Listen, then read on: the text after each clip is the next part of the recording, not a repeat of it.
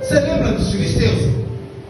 Aquele povo de Golias, o gigante. Davi matou quem? Matou nada. Davi ele só gerou a pedra.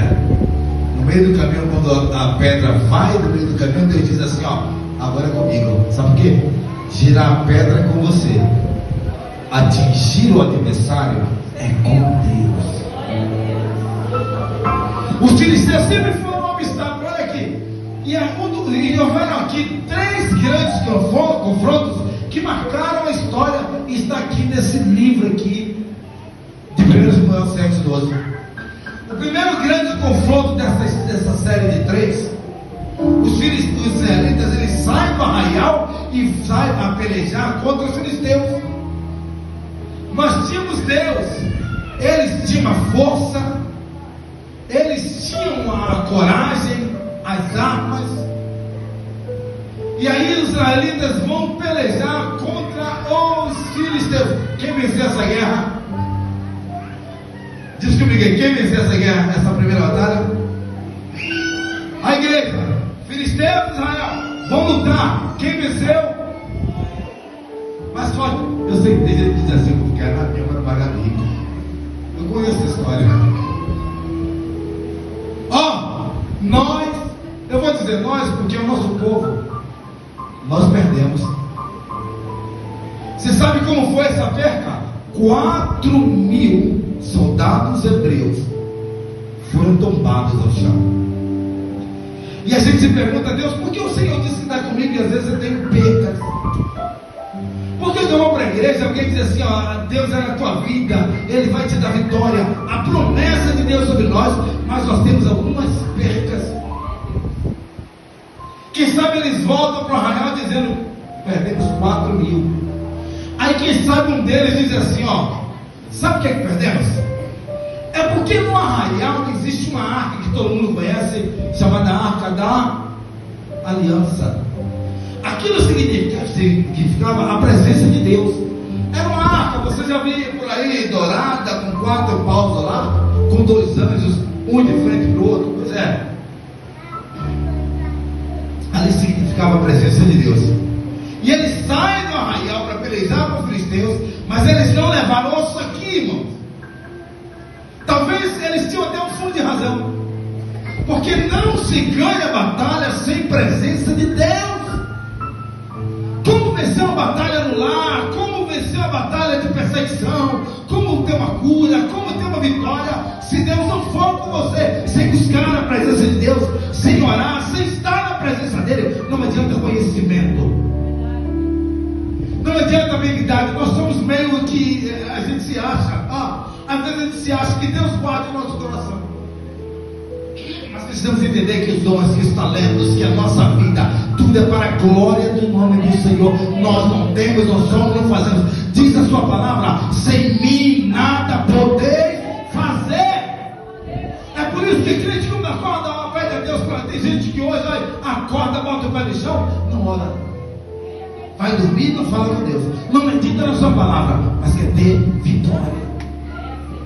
Sem presença de Deus, Aí um deles disseram: quem sabe, quando formos pelejar novamente contra os filisteus, dessa vez vamos vencer. Porque se eles vierem agora, a gente pega a arca e leva. Não é que os filisteus voltaram novamente para pelejar contra os hebreus? Você sabe onde é que essa peleja aconteceu? Sem e Mispa. O que é isso? Uma divisa entre dois territórios. Sem e Mispa. Lembra? Goldos e Piripiri, onde o pastor Otto estava. E aí novamente, a ver os filisteus, o que é que eles fazem agora? Pegam uma arca da aliança e eles dizem: vamos para a guerra, porque agora tem presença de Deus. E quando eles chegam diante dos hebreus, começa a batalha. Vou perguntar a você agora: o que é que você acha? Ganhamos? Quem acha que sim, levanta a mão. Quem acha que não, levanta a mão. Quem disse que não vou pagar mico, levanta a mão. Empatou tudo. Mas a gente desempata já. Sabe por quê? Você sabe como foi a guerra agora?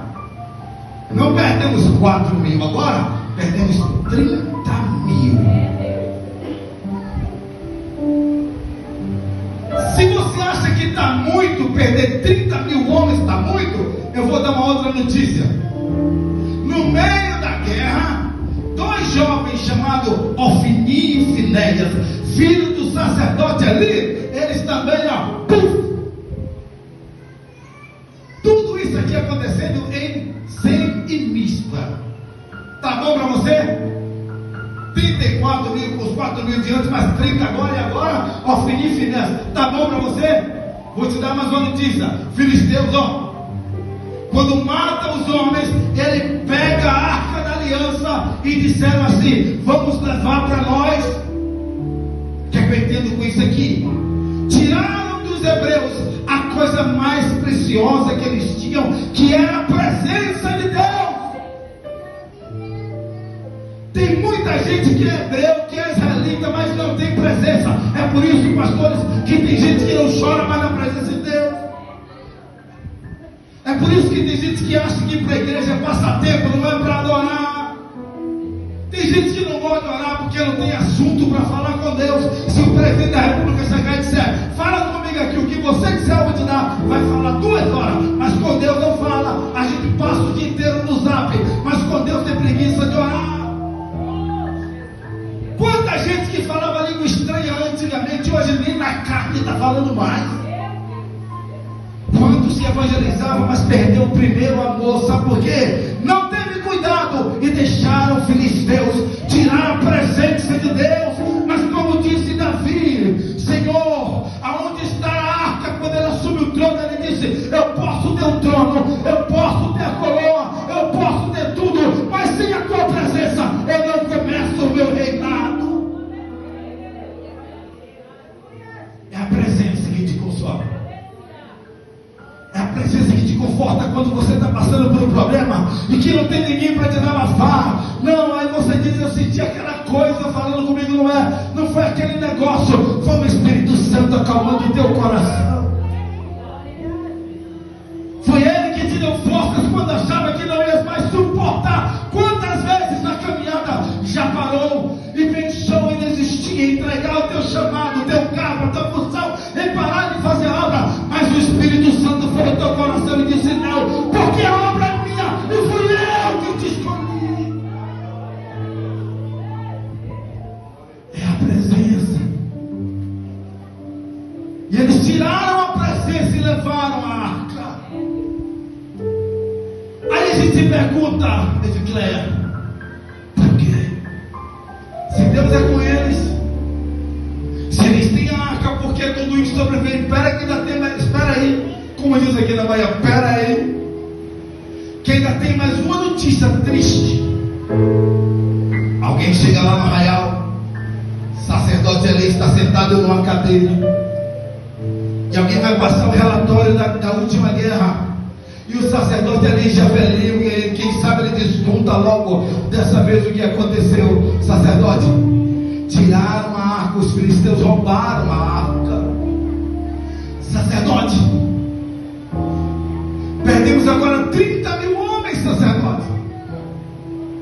E quer saber mais de uma coisa, sacerdote? Ele fala: os teus 2 filhos, Ofni e Finéias, tombaram também na guerra. E aí você já sabe o que acontece: o sacerdote cai da cadeira e morre ali na hora. Deus, que confronto é esse? Que série de coisas. Irmãos, sabe o que aconteceu aqui? Os que sobreviveram não queriam mais ouvir falar de Sem Mista, já diz a Thelma, porque Sem Mista representava lugar de tristeza. Eu tenho certeza que você, quando vê uma música que lembra alguém que já faleceu, você chora. Eu tenho certeza que quando passa num lugar que tem um cemitério, que alguém está lá, vira a cara, como eu faço. Que tem muita gente aqui que no Dia das Mães não tem o que comemorar, porque tem lembranças tristes. Gente que não quer mais saber de casamento, porque teve um casamento frustrado. Gente que ouviu uma palavra que marcou o seu coração. Mas deixa eu te falar uma coisa: hoje à noite do Senhor limpar essa ferida, tratar o teu coração, fazer você levantar a cabeça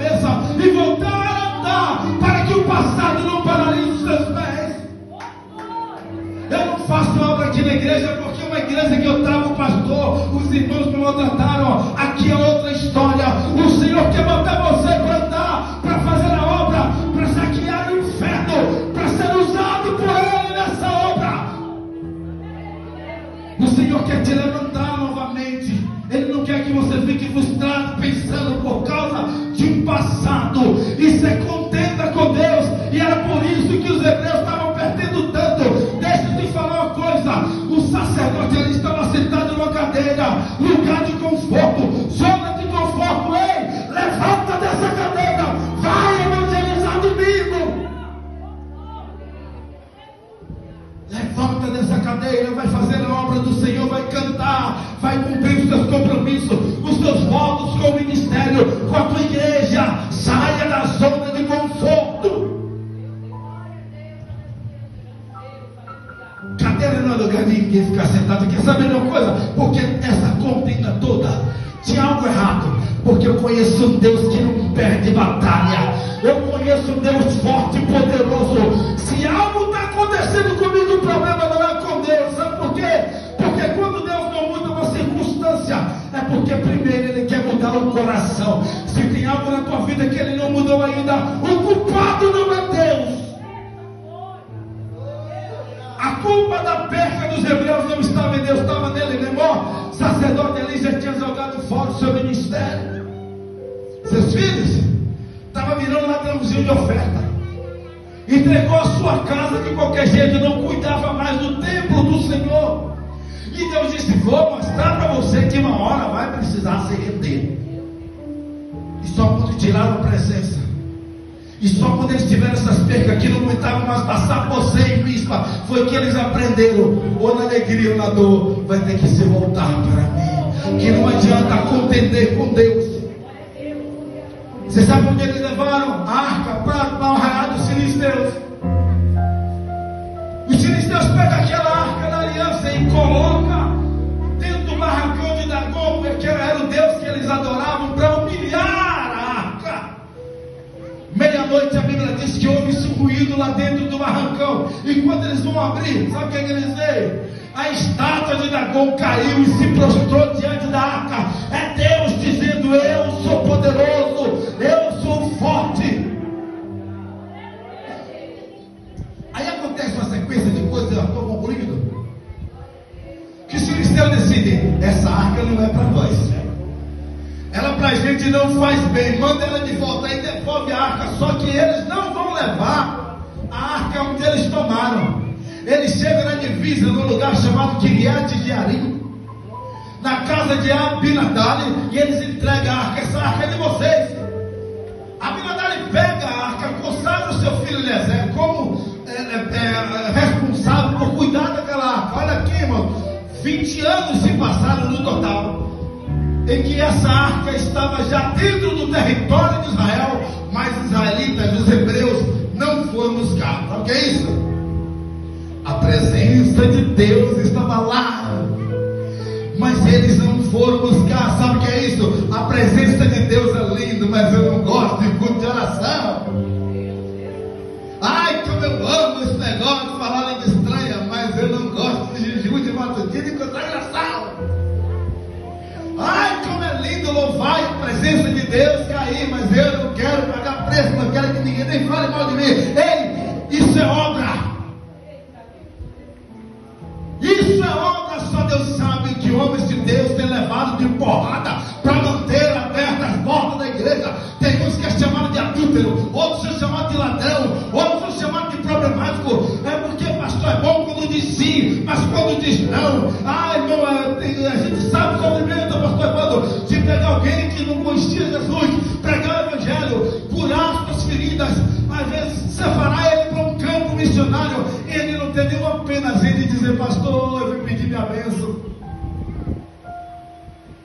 Aí vai lá, pergunta se ela diga: quer fazer a obra de Deus? Pergunta para ele. Diga-se assim, lembre: evangelistas são mal e feio. Estevão pedrada, João Batista prendeu cabeça, Daniel na cova do leão, Sadraque, Mesaque e Abednego na fornalha de fogo. Só tem um problema. Observa aqui, ó. Diz para ele: seja vaso de barro. Porque tu já viu o barro se queimar dentro do fogo? Olha, o fogo faz bem pro vaso. Quando jogaram os três no fogo pensando que ia matar, o fogo fortalece quem é vaso de barro. Já viu o crente parar porque está passando por luta? Lucas 1,80 diz que o menino estava no deserto, mas ele crescia e se fortalecia. Você quer ver aquele que fica forte? É quando o diabo inventou calúnia. Ele diz: ah, é, Satanás, você está pensando que vai me derrubar? Agora você me impulsionou a fazer a obra do Senhor com cada vez mais força e vigor, para mostrar a você que eu não sou o que tu diz. Porque quando Jesus está dando no batismo, Deus ele fala para ele, olha o que Deus fala: este é meu filho amado em quem? Aí Jesus sai dali e foi levado ao deserto para ser tentado por Satanás. Quando está na tentação, Satanás questiona e diz assim: se tu és filho de Deus. Aí Jesus, o diabo está dizendo: se tu és filho de Deus, seu bestalhado. O próprio Deus diz: este é o meu filho amado. Importe-se com aquilo que Deus fala ao teu respeito, é bem mais importante. E eles não foram buscar, a arca está lá. Mas quem disse que eles precisavam da arca? Sabe qual era o problema das percas? É que a arca estava aqui, ó. Ela não estava aqui. Tem horas que nós temos a Bíblia aqui, mas ela não está aqui. Tem horas que até nós dizemos que amamos Deus e tem provas que a gente demonstra o contrário. Finaliza agora. Aparece lá entre os hebreus um homem chamado Samuel. 20 anos o povo caído, 20 anos que perdeu a arca, 20 anos sem os filisteus voltar a procurar. Sabe o que é isso? É porque quem acha que os filisteus perseguem quem não faz nada para Deus é mentira. Porque tem muita gente que diz: eu estou passando por luta e por prova, não faz nada para Jesus e está sendo travado. Qual é o interesse que Satanás tem de perturbar alguém que não dá prejuízo para ele? Não evangeliza, não louva, não prega, não fala de Jesus, não é testemunho, não é crente direito. Que prova do diabo, o diabo, o diabo fala: eu não fui eu não, mas você não está dizendo que é para botar na conta, mas não foi não. Sabe o que é? Aí eu pego dinheiro na conta agiota, aí o cara vem me cobrar, é o diabo. É prova, é Deus provando, é luta. Eu desobedeço a Deus e arco com a consequência. Não, ó, Deus só prova os fiéis. Aí estão 20 anos. Então, por que eu estou dizendo isso? Porque assim, ó, filisteus, os hebreus estavam 20 anos sem perseguição dos filisteus. Se você não quer ser perseguido, pare de fazer a obra de Deus. Porque quando você disser assim, ó, vou tomar posse, eu vou me levantar, eu vou fazer a obra de Deus, se preparem, porque os filisteus vão voltar para tentar tirar você da posição. Porque quando Samuel aparece, começa a chamar o povo para orar: vamos orar, vamos orar, vamos orar, deixa a idolatria. Aí Samuel consegue fazer os hebreus voltar à oração, ó, finalzinho mesmo, ó. Aí quando eles estão orando, quem é que apareceu? Os filisteus. Depois de 20 anos. E aqui eu encerro agora mesmo, ó. Agora, irmão, sabe o que é interessante aqui? É que quando os filisteus voltaram, não encontraram os hebreus fazendo fofoca do irmão.